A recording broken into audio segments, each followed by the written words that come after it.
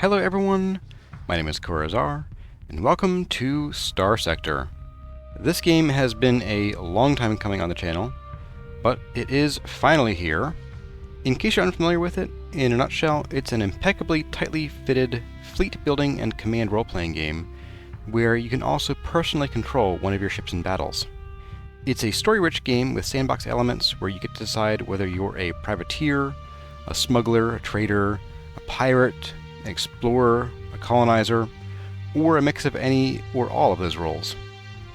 It's the kind of game that has some very satisfyingly crunchy numbers, with dials and levers and buttons, and the more intimate you become with the mechanics, the more rewarding the game becomes. The developer has been working on this game since about 2012, and releases a major update about once per year. That being said, it is still in early access, so it's not complete yet, but development seems to have picked up the pace in recent years.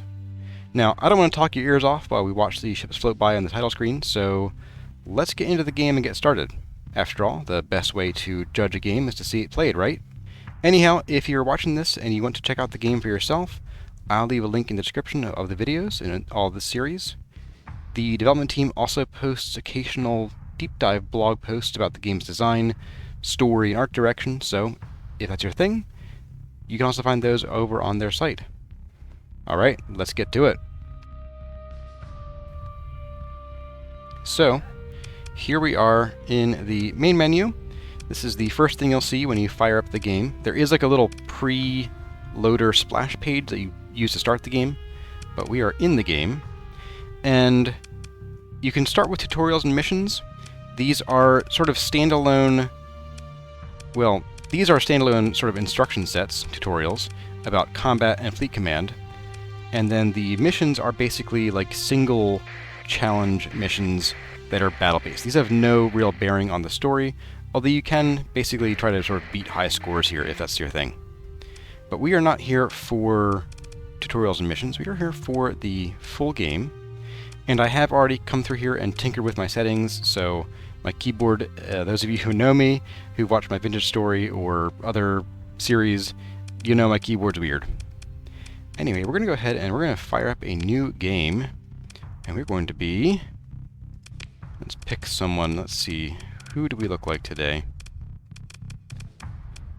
If you've played any Brigador, there are a couple faces here you might recognize because I think the developers are, I guess they're friends or something, and they each brought over a couple characters from the other person's game. It was kind of cool.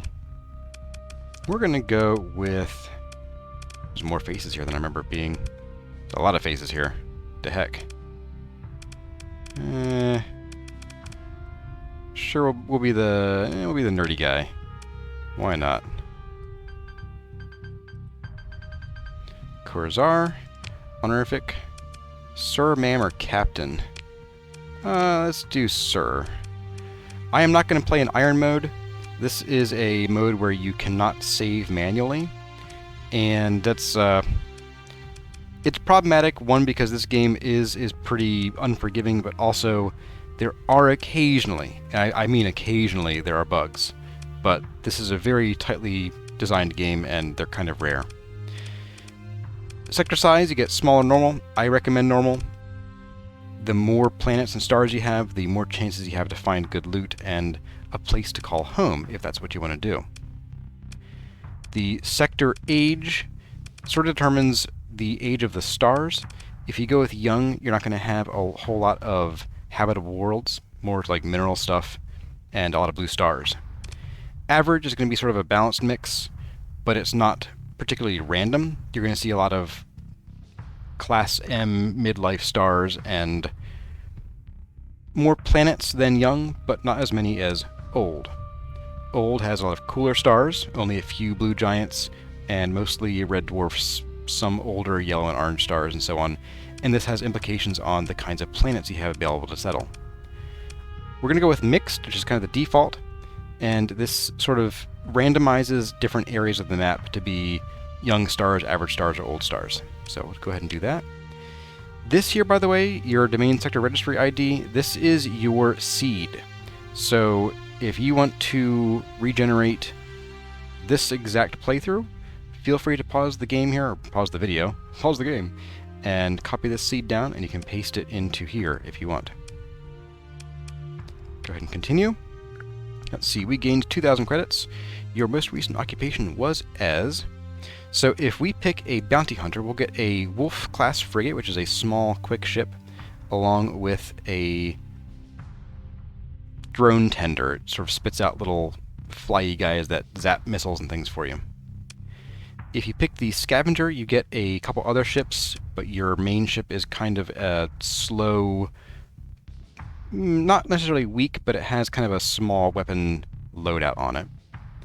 If you want to have a much easier start, you can go with the Explorer, where you get a large cruiser that has a very functional shield and has a capacity for large weapons, although it doesn't start with any. You can also go with the Hammerhead as a mercenary. Hammerhead is a pretty quick destroyer, sort of designed for up-close combat. Or you can go with a Freelancer, and this one's kind of interesting. We're not going to go with this one. I'm going to go with the Bounty Hunter, actually.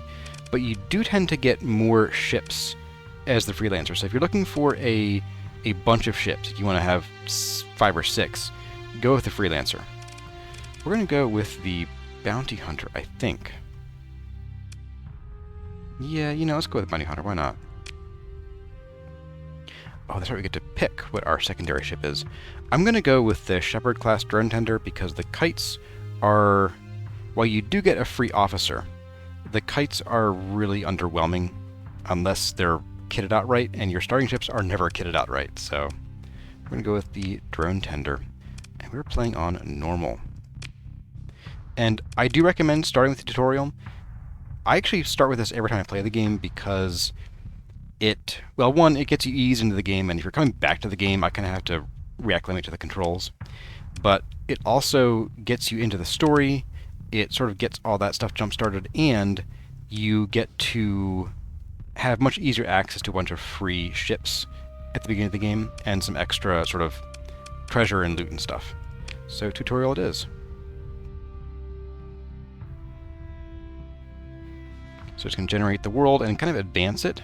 There is a live in-game economy in the game, and so what it's doing is it's sort of getting the factions set up with who they are. And here we are in the tutorial. Welcome to the Persian sector. Your fleet is in the middle of nowhere and critically low on supplies. If you don't acquire more supplies, your fleet will suffer through a slow but ultimately fatal decline. We're going to continue. Fortunately, there is a debris field nearby. Move up to it and activate your scavenge ability to search it for useful cargo.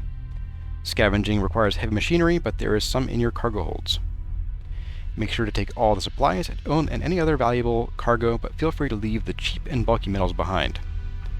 To get your fleet moving, click on empty space in the direction you want to move. So, in this game, here is our fleet. You can zoom in with the mouse wheel or zoom way out.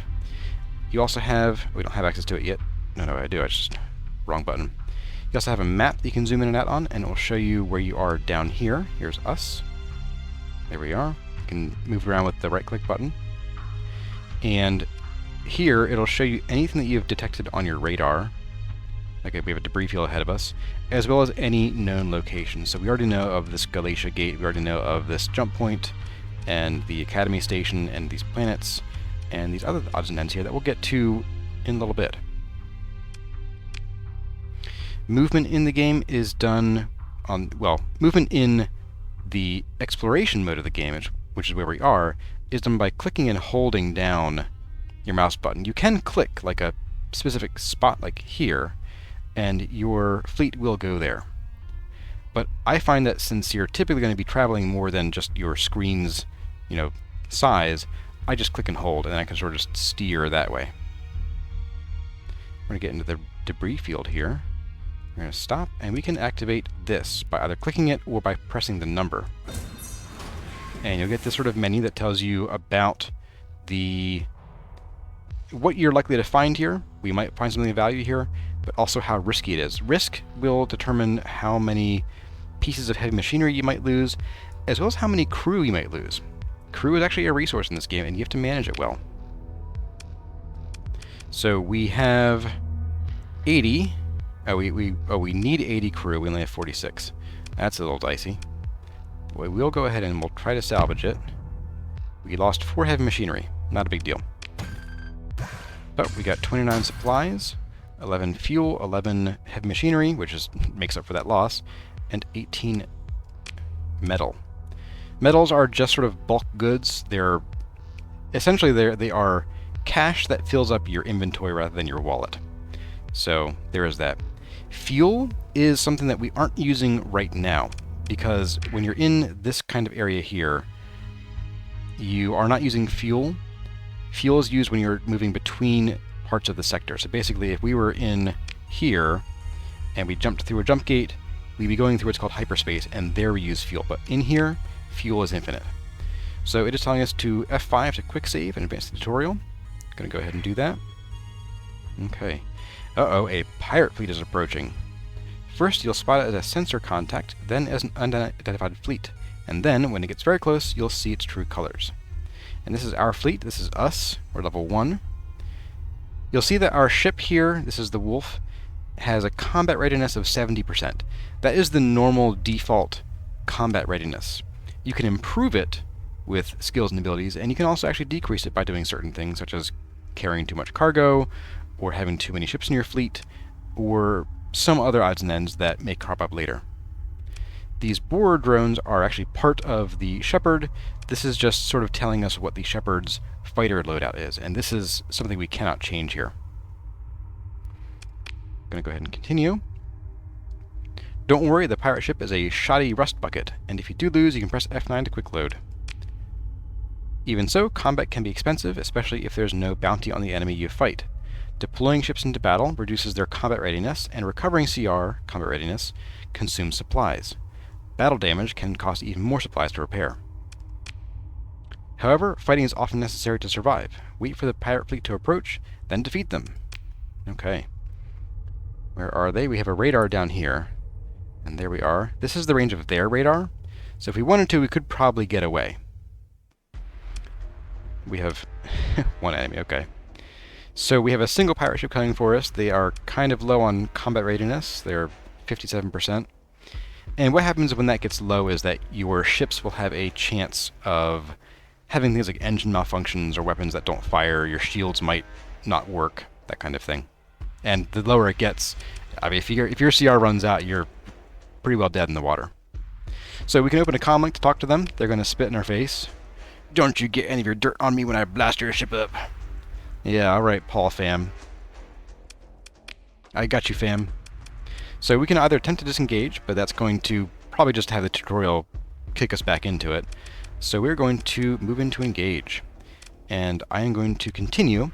Transferring command would let us move our captain ourselves from our main ship to our drone tender, and I'm not really interested in doing that. So we'll continue. So we first deploy our ships. I'm going to go ahead and don't show this again. So we first pick which ships to deploy. Any ships that get deployed will lose combat readiness after the battle is up, even if they don't take any damage, shoot any guns, and so on. But we're going to deploy, well, we'll just do our main ship, because I don't think we need the drone tender. And when you first deploy, I have the game set to pause automatically, just because I like it. You can get a look at the map. There are sometimes little capturable points on the map. It depends on the size of the battle and where you're at, I think, as well as sort of what's going on with the battle.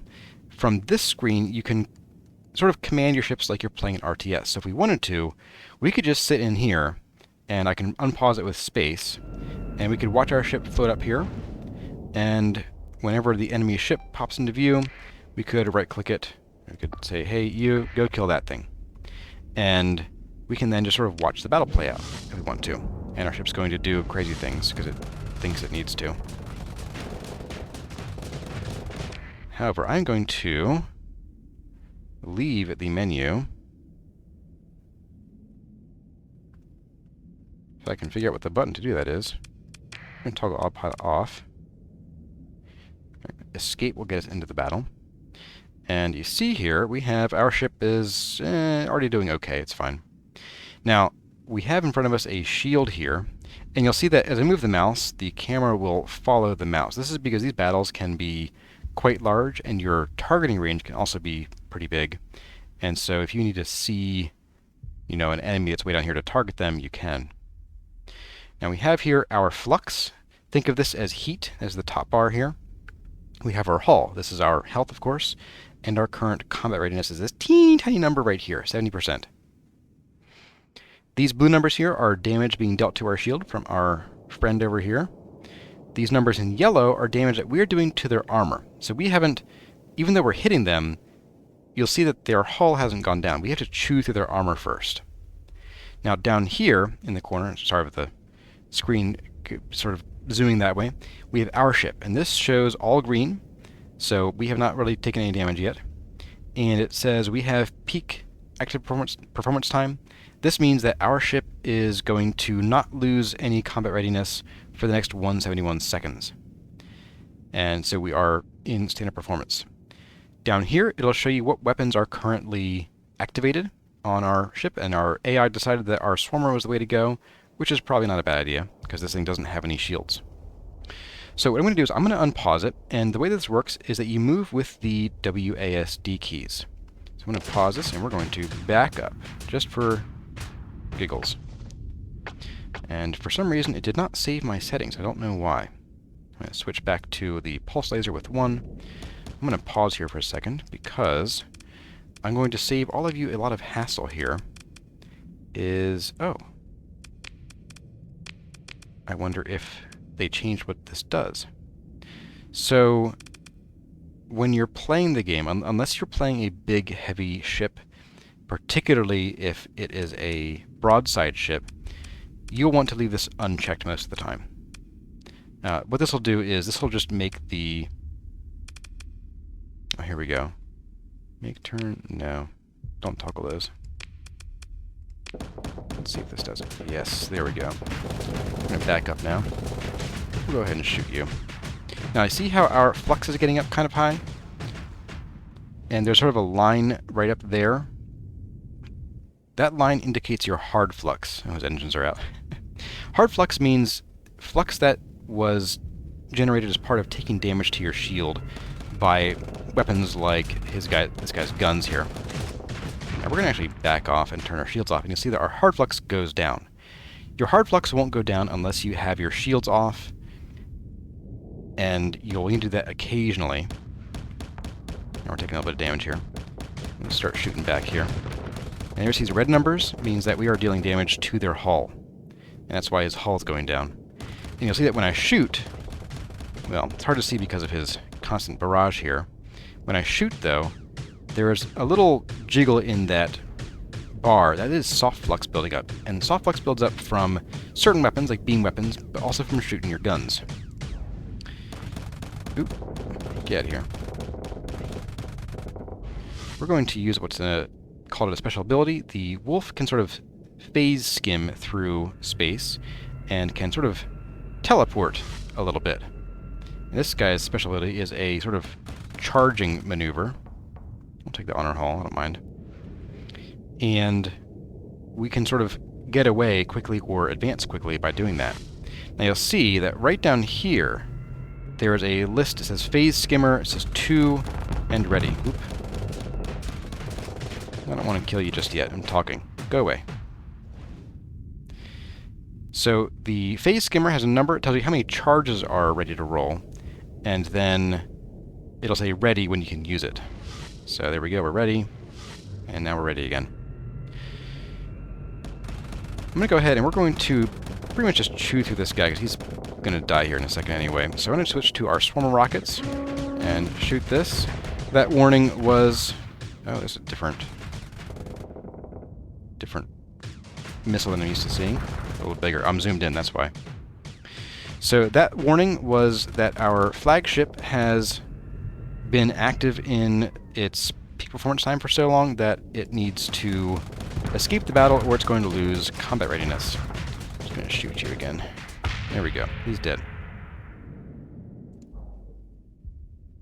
And there we go. So a very simple battle. That did annoy the pirates. They hate us more now, I guess. They were already hostile toward us.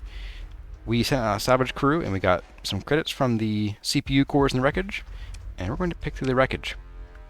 If the ship that you destroy, or ships you destroy, are in decent enough condition, then you may have a chance of salvaging them, but this thing was a rust bucket, so it wasn't going to stay with us. So we're going to take their goods, pick the bones, and move on with the tutorial. So, because we were in battle and our CR went down and we took some damage, and you can see the damage down here at 82% that's 82% recovered. So that's going to increase our supply usage for a little while until that recovers completely. Now, if we needed to, this is telling us we can go into the fleet screen and we could say, hey, you know what, suspend repairs. This one right here. So now our usage has gone from 2.1 per day to 0.3 per day, but it's not a big deal. We will get our repairs going on. Okay, we're going to quick save here, like it says. So we just advanced to level 2. We have some story points to spend. We also have a skill point to spend.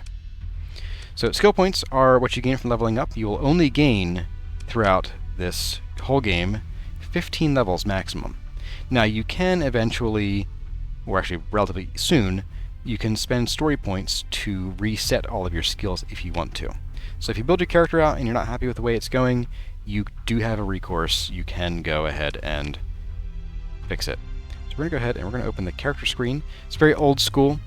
There's a letter underlined here that tells you what button you press to open that menu. And here's a character. We have a whole huge list of things here. I'm not going to cover all of these today. We'll probably talk about them a little bit later in this sort of incomplete guide. But combat is basically makes you and your ship directly better. So only the ship that I'm piloting will get benefits from these skills here.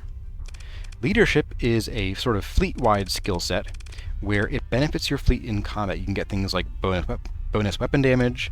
You can get better navigation, which increases your ship's overall speed. All kinds of things. More damage, better crew, better combat readiness, and this is actually one of the ways you can get more combat readiness on your ships.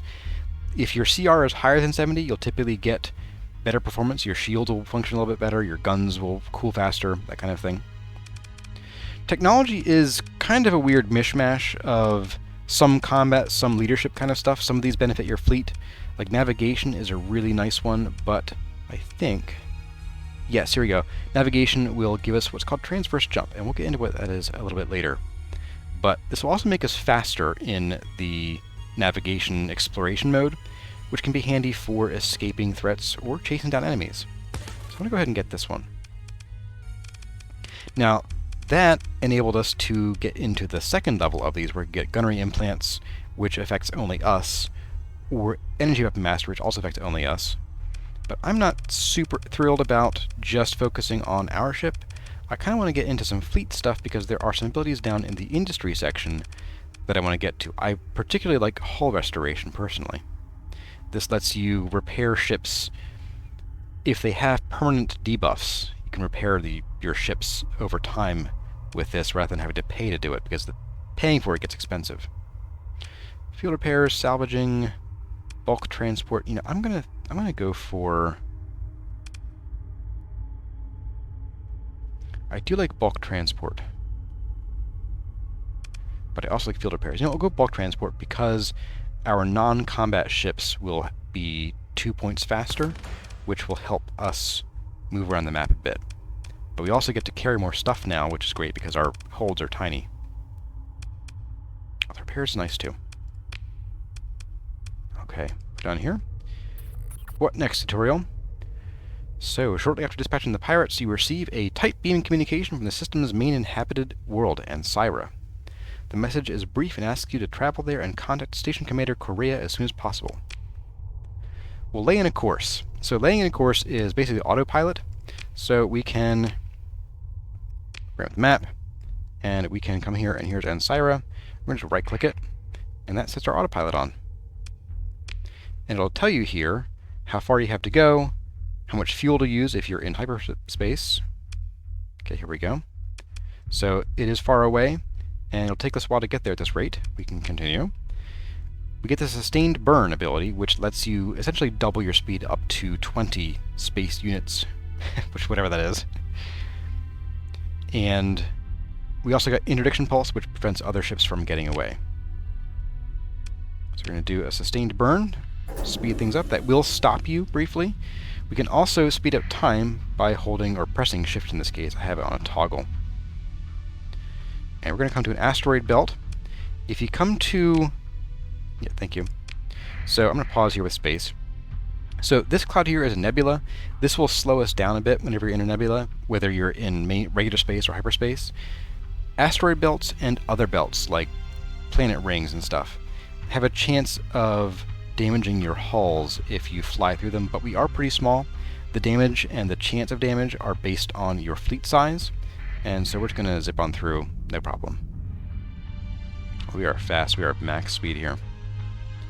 We're getting closer. We are in hegemony space, a major militaristic faction in the sector. While in hegemony space, a fleet is required by law to ID itself by keeping its transponder turned on. This is a view shared by most, though not all, major factions. Your transponder is a big thing you have to manage in the game. Turning on the transponder makes your fleet highly visible, and everyone seeing it will know who you are, unlike the pirate fleet you fought earlier, which had to be very close to identify. So you generally want to keep it on in civilized space, so we're going to go ahead and do that. You have to press it twice. It was a measure to keep you from accidentally turning it on or off. So here we are, and since we have our transponder on, they won't give us any trouble. So hegemony is labeled, let me just pause here, hegemony faction things, ships and structures and so on, are labeled in orange. Every faction has its own color, and there are 6 or 8 factions in the game. But we're going to go ahead here and we're going to right click on the world again. I said no. There we go. And we are at the orbital facility. You can go to either the planet or the orbital facility if there is one. Doesn't really matter, they both do the same thing. So we have a couple options here. We can go to the comm directory where we do want to talk to Lindsay Korea, but we don't need to just yet. And we can take a shuttle down to the dockside bar. This is where you go to find like sort of random missions that aren't generally, or I should say usually aren't part of your story. But some of them are storyline missions, and sometimes you have to go to the bar to follow the story. You can buy goods and crew here.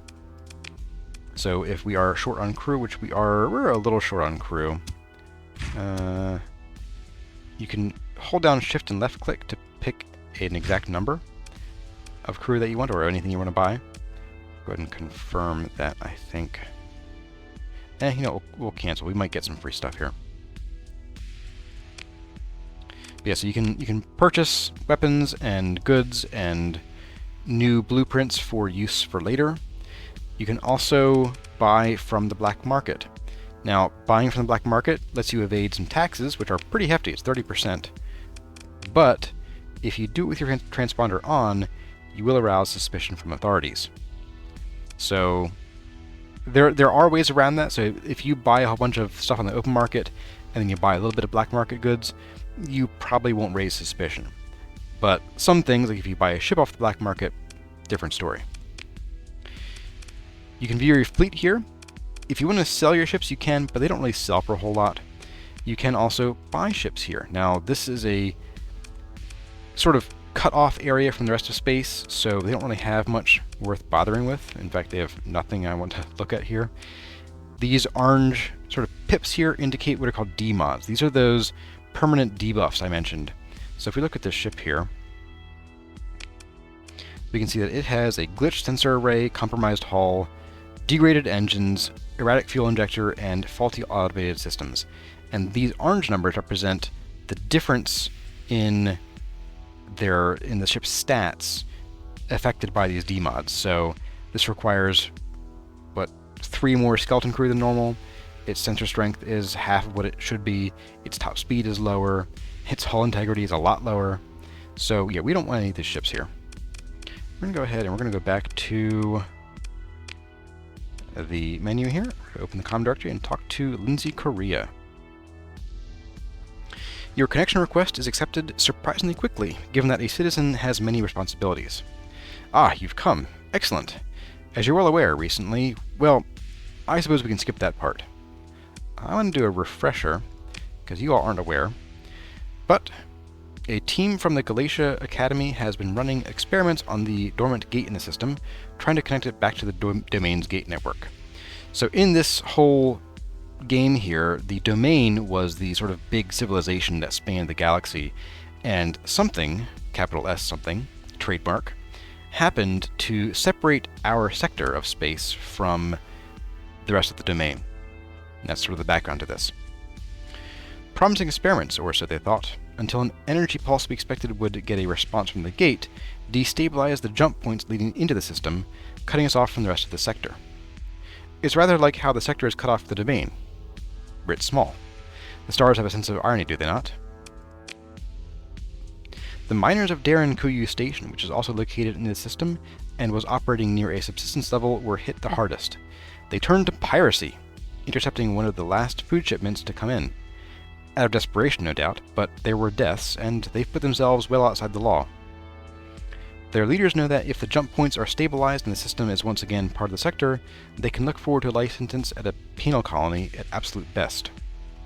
Okay, so where do I fit in? They want us to go and take out some of these pirates here, and it looks like we need to get into the station and retrieve some data from an agent, then return here. Why me? Why not? I'm not exactly spoiled for choice, and you've shown some ability to handle difficulties. It's not going to be a milk run, that's for sure. What's the plan? First off, make sure to turn off your transponder once you undock. I've instructed the security detachment to not give you any trouble about that. If you're lucky, the pirates may even think you're one of their own, and that you approach Darren Kuyu without any trouble. Still, it makes sense to go dark as you get closer, to make sure they can't get too at a reading on your fleet. You can also approach along the asteroid belt. That'll give you almost perfect cover, as long as you're moving slowly. And if they do notice me, then you're in trouble. Activate emergency burn to get out of there, lose them, and then come back around to try again. Don't e-burn unless you really need to, though. It's hard on the ships and will cost you more supplies to recover from. Eats up a good chunk of fuel, too. Very well. Okay, so we got our first real mission here. We have to sneak into this station over here. Go ahead and open our map. Here's the station. Your mission objectives will have a little yellow exclamation point with a circle. And you'll notice, if you sit here on the menu, actually if you sit here in the exploration mode long enough, everything here actually does revolve around the star. So this station, if we wait long enough, I'm not sure what direction it's going, but it won't always be here. So if we leave this sector and come back later, it might be down here, it could be over here, but everything is on a realistic timer around the planet, around the star. And any planets that have moons likewise have those moons revolving similarly. So we're going to go ahead and lay in a course here, and then we will unpause. We're going to pause here and turn off our transponder. So double press 1 there. And then, so that means we're no longer transmitting, but we also want to go dark. That makes us move slowly, as you can see. Now I can, of course, speed time up. I almost kind of want to come over here. Come over here, buddy. I want to go over here and actually scan this sort of debris field first and see if there's anything worth salvaging. So it's likely something here is, worth taking a look at. There is significant risk. I almost never see low risk. Okay, so we're going to begin salvage operations. We didn't lose anything. We got some supplies and some fuel. Not too shabby. Whenever you see a debris field you haven't checked yet and your cargo holds aren't full, I absolutely recommend checking them out.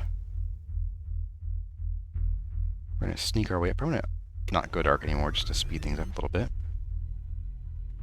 And here we go. We're getting pretty close. Now, where are they? There they are. Another debris field here. We'll go ahead and we will check it. It is a likely and significant free stuff. I love free stuff. we're going to sneak into the asteroid belt. I'm going to pause here. So down here we have two main things. We have our sensor range, which is our radar basically, and then our strength, or sorry, our sensor profile. Your profile is how big you are on the map, and this number is in space units. A space unit, as I understand, is like basically one ship length in here. So 12 means that we are detectable out to about here, maybe. So we are right now pretty darn invisible. So I'm going to slow time back down. And if you hear that in the background, oh, there's a pirate ship. So as you can see, that little range here, sort of these ripples, this shows their sensor field based on our sensor profile. Now since we've gone dark and we're in the asteroid belt, we are pretty well invisible. I'm not sure why it was 12 there, but it's 49 now. I'm just going to scoot around here and hop into the station. There we go. So we can trade goods here if we want to. This is a pirate station. They won't care about any transactions we make either way. They do have some pretty big stuff here. I'm surprised, given that there's no market here at the moment. And we'll leave this alone for the time being. We're going to go ahead and say hi to everyone. There's nobody here, no missions. Then we're going to open the comm directory. We're going to talk to our agent, Alan Atwater. You contact the agent using a special comms ID and exchange passphrases to verify each other's identities. The agent then transmits a data file with recent raw sensor readings of the unstable jump points. Okay. We got the data. And we're just going to go ahead and leave. We don't have any money. So we're just going to go ahead and book it out of here. And we're going to zoom back out. We will set in a course for Ansira again. And off we go. Now, if you have a course laid in, and you decide to go like over here and look at something, you can actually resume the course again. I think the default over here, it says it's A. So go ahead and hit A, and it will resume your course again. It'll keep that course until you either arrive at your destination or hit this cancel button here, or in this case, T. So now that we're far enough away, we can go ahead and go faster, turn transponder back on if we want to, although they really won't bother you until you leave this area.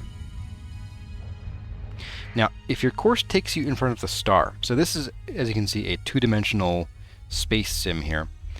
If your course takes you in front of the star, for some reason it thinks you're going basically through the star's corona, so you don't want to go in there. Wherever you see this sort of these rays, and including when they poke out like this, they actually may extend beyond this sort of corona here, your ships will lose combat readiness, and I think they can eventually take damage if their CR gets low enough. So generally stay away from the stars unless you really need to get close to get to something that's inside their corona. And here we are. And we're going to go back to our station commander here. Dun dun. So they paid us 5,000 quid, which are space bucks, credits. You have the data! Exclamation point. Well done. There's a brief wait as you transmit the data file. Now, while the system is running a preliminary analysis of the data, I believe you're due to reward. Yes, thank you. Is there a problem? Yes, the system estimates it'll take about a cycle, which is a month, to analyze the data and come up with a stabilization algorithm. Naturally, by then the data would be out of date and any algorithm based on it meaningless. If we had an AI core on hand, we could analyze the data more quickly. Fortunately, there's a survey probe somewhere in the system, one left over from the initial exploration of the sector by the domain. It should have at least one AI core serving as its brain. Well, where is it, and why hasn't it been salvaged before? To answer your second question, domain artifacts are usually protected by automated defenses that still function to this day, and this probe is no exception. And the hegemony generally forbids civilian interference with domain artifacts, for the sake of public safety, of course. Desperate times, however. So as to where it is, my data indicates it is somewhere beyond the orbit of Pontus. Get there, then head out beyond the asteroid belt, and use an active sensor burst. You should at very least get a sensor contact with the probe. Head toward it, salvage it, and bring back an AI core. Okay, I will see what I can do. So Pontus is a large planet here. I'm going to pause and go to the map. Pontus is this one here. If we really needed to, if we didn't really know where we were, we could go into Intel and go into planets in our particular let me see. Current system, here we go. And we could just click on Pontus here, and we could do a right click. We could do a lay in course like that. So if you're not sure where something is and you don't want to mess around with the map, you can just lay in a course by going to the Intel tab. I'm not covering all the tabs in this episode because this is a very crunchy game, as I mentioned. So I don't want to overload everyone with information, although I know it probably already has been like that. I'm going to go ahead and come out here, head through this, and, well, we didn't really need to do the active sensor burst, but we're going to go ahead and do that anyway. That is number 3 here. This will reveal you on the map quite clearly to basically everybody around. It will also generally uncover things that are about a screen away, even if they're normally just sort of sensor ghosts at the time. But here's our domain era probe. Let's go and see what it's got for us.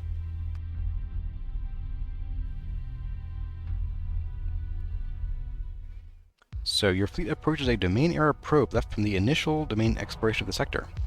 Pitted by small impacts, the probe's hull displays iridescence typical of fearsome radiation scarring. Though this probe's manufacture could well date to 1,000 cycles ago, some systems are still nominally active. I guess I misspoke. I think a cycle is a year, not a month. Go ahead and explore. As your fleet moves in closer, several energy signatures are detected coming online inside the probe's hold.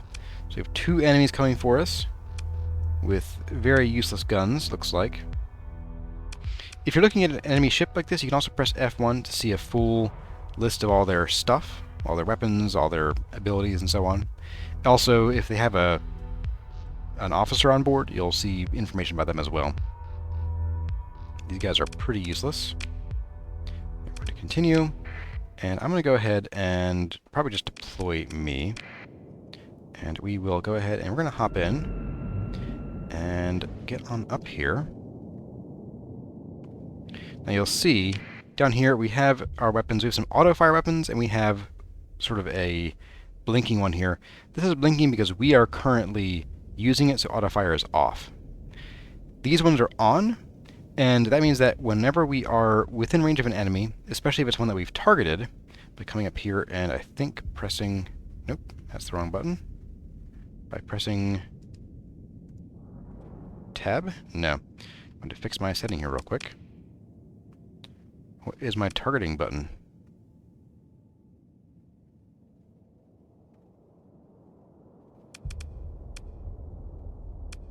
Equals. I want backslash. And you get to be that. Could never use that. There we go. Okay, so if we come over here and we target it, then if we have an auto-fire weapon, it'll try to target that ship. If it's close, it'll prioritize it. Now, the bottom ones here, number 4, are our PD lasers. That is point defense lasers. These will typically not target enemies, but they will target missiles and any fighters that might be on the map, especially ones that are, near your ship. These are pretty short range, so they won't shoot more than about this wide around our ship. We're going to go ahead and we're going to kill this guy first. And we're going to go ahead and use our laser. Let's bring up our shield with right click. And this thing does have 2 weapons. It has a thumper, which is like a hull-destroying machine gun. And then the thing it has right now is like a auto cannon that's really chewing up our shields. So we're going to go ahead and back off. And we're going to active vent, which is a faster way of dumping your flux. It sort of doubles your venting rate. However, it locks your weapons and shields out. You can't use them at all until you're done venting. So that's him. Now, if you're playing this game, you're trying it out for yourself, and you're not familiar with it, the controls are going to be interesting to get used to. It is very tank-like controls. So like right now I'm pressing, well, left. So I'm going to move left as far as my ship's facing is concerned, not left on the map. I'm pressing back, and we're going back based on my ship's facing, not down on the map. So it can take some getting used to, but once you get used to it, it is a pretty well-built system here. Now let's say I didn't want to generate so much flux. I could flip into my second weapon, which is the missiles. Missiles don't consume flux, they don't generate flux when you shoot them. Go ahead and target you, and we're going to shoot a missile pod, missile pack. And this thing has no point defense, so pick this up. And since our main gun, our laser, the green laser, is on auto fire, it shoots even though we have our missiles equipped. And like that, we made it through the battle. We'll pick through the wreckage. We got some... I got a thumper again. Yay. And we'll take all this stuff. This is the... Okay, we're taking more salvage than we can carry. Oh, that's fine. So... Oops, I should have left that checked. So if you're carrying more than you can carry normally, you can get around with it, but it will cost you extra supplies. So we're going to go ahead and we're going to, I think it's control-click. Yes, control-click to basically reduce your current load of fuel or other stuff down to your maximum. And we are also 2 units over our cargo capacity, but that's going to get eaten up real soon by our repairs, so I'm not worried about that. This is the AI core. It's a gamma core.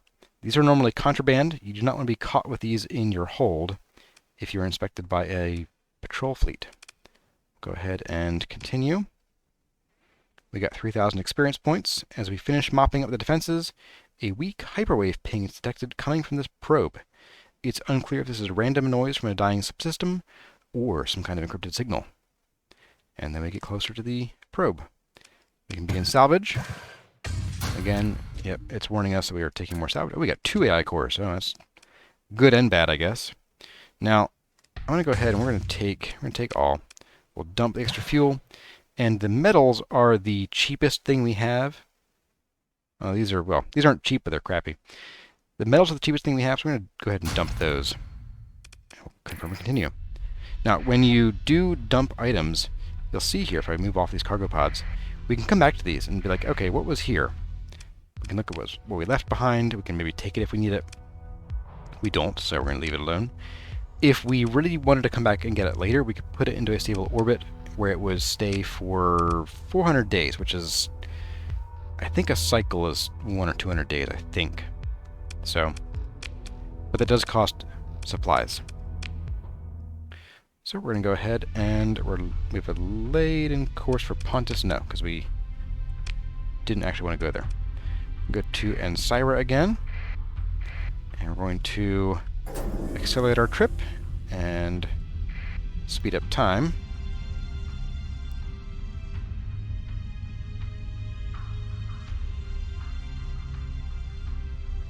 And zoom, we are here. There we go. So let's open the comm directory, talk to our buddy Lindsay again. We got 8,000 quid. Solid work. I'll get my technicians working on this right away.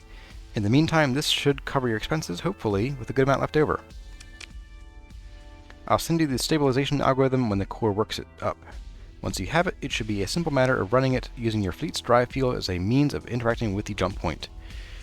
However, there's still the matter of the miners guarding both jump points out of the system. And you said their forces are significant? Well, it's all relative. Our security detachment could handle them easily, but as I mentioned, it's tied down to defending Ansira. Your fleet, on the other hand, you might be able to handle them with some stellar piloting and a bit of luck, but it's best not to take such chances. Especially not when there's an alternative. And what is that? There's a ship graveyard around Tetra. Ships that were deemed not worth the effort to restore, awaiting bulk transit to one of the ship-breaking facilities elsewhere. Now, though, they'll serve our needs. Go there and recover all the ships you can, and break the ones you can't for supplies. Make sure to bring enough crew to operate the recovered ships. Perhaps an extra 100 or so will do. You will need to transport them somehow, too. Here, take this mud skipper transport. Consider it part of your reward. Okay. Thank you. I'll come back with the ships. So we just got a new ship. Go ahead and repair our ships with 2 supplies. We can look at our fleet over here. Whoops, wrong button. Look at our fleet. We got a mud skipper. This is a crew transport ship. It holds people, which can be either crew or marines, which we don't have any of at the moment. We don't want to bring this... Oh, it's this guy here, actually, not this one. This guy here is the mud skipper. This guy will not come into combat, and we don't want it to, because it is not a combat ship. In fact, if we look at it here, we can see that it is at the bottom here, a civilian-grade hull. So that means it is extra slow and extra weak, basically.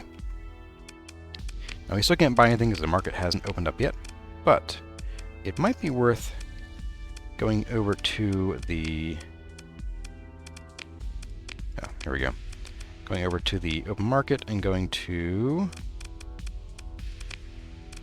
There. Crew cargo, there we go. And looking at what they have here, they have heavy armor mod spec. Heavy armor isn't great on our small ships. We have a couple missiles we could buy. None of them that we could actually use on our ships here at the moment. So I think for now... Yeah, I think we can't use any of these really well at the moment. For now, we're going to go ahead and we're going to actually probably wrap it up here, because it's been over half an hour.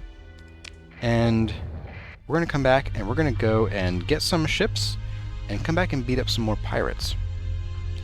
So I hope you enjoyed this first installment of my rather incomplete guide to Starsector. This is an incomplete guide, one, because while I am well acquainted with the game, this new update added a whole lot of new features that I am not familiar with yet. And also, this game can be played in so many ways, I think even probably more so than Vintage Story or some other sandboxes, that you're going to get my way of playing it. If you watch someone else's channel that features Starsector, they might play it wildly differently. Everyone has preferences on fleet design and ship loadout and officer assignment, and also just what they do. Some people like to smuggle goods, some people like to explore, some people like to kill pirates or do missions. So you're going to get sort of my take on the game and how I like to play it. And that's why I'm calling this guide the Incomplete Guide. Anyway, everyone, I hope you enjoyed the episode. Let me know what you think in the comments, and if you enjoyed it, leave a like. If you're new, I'd love to see you around again, so subscribe if that's your thing, and I will see you all in the next one. As always, my name has been Corazar. Thank you all for watching, and I'll see you in the next one.